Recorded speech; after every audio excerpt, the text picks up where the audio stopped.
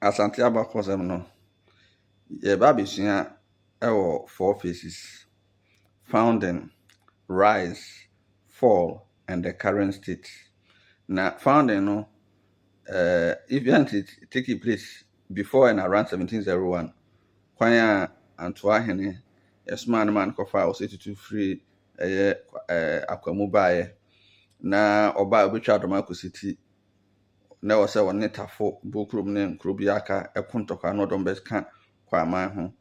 Kwanya ofa so de na konta ba akobọ afore, ode na yire ba akobọ afore na edu ba bi kra na ka so de bantama hene ba afore na asafo hene enya obufo de besi nanan. Kwanya ofa so ma omokoko huhum tokwa ewo bogu adonte hene di animu na afi ahemfo nan tu omho si ho se yemfo mo afore asantema chire nti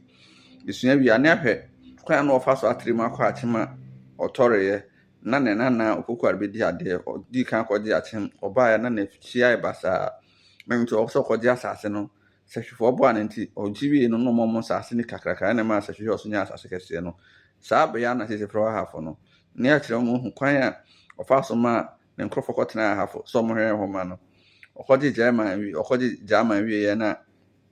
oja na konfo odo mo fi asokare ko ya mo chichiri brekum ne ahwe ebra ne bafo pim ebeka kire se bono man so hene person ne kontokwa no nti okokonje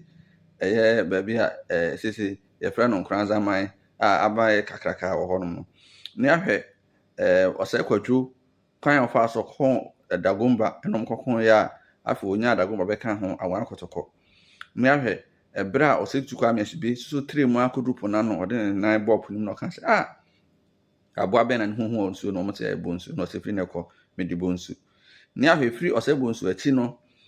omutwa makati achi na yeso tan ohufo a oto no be ma yetoato ohufo saa na afide omune asante di ti ani ma asante di gugu 1826 ema efri ho no nkranfo atim akuapem ne omomo wa mpona no edi omhufri asante mamu nanso ne mene bi mpese omkire se ommo hye asante aseda na mo hye asante aseda na nka mo kwaje fa ho di afridi mu na ya hwe ebra asante hye asegija Kofi Kakari abreso 1874 sagranti tokwanimu ebepem yesan chitire ne biem 1935 for prem potos no abreso na kwa mekoma kriti bron half region e fri okono asante mu egijaye nanso yasan kan ho abomu biem asese ya very strong nti ye woni ma ebresu ha efri na oche besimu ekoi